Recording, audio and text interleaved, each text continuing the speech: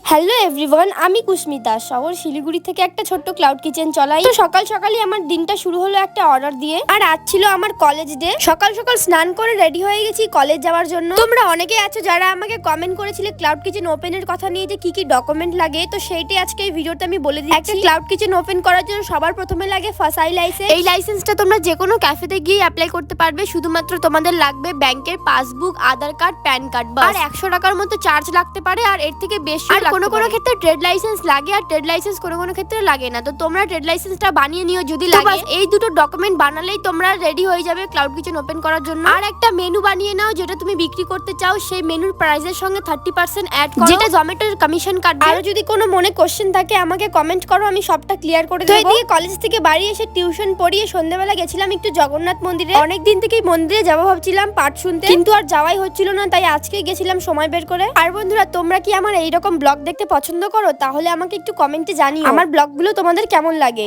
সবাই সুস্থ থেকো। যেতে যেতে রাধে রাধে বলে দাও।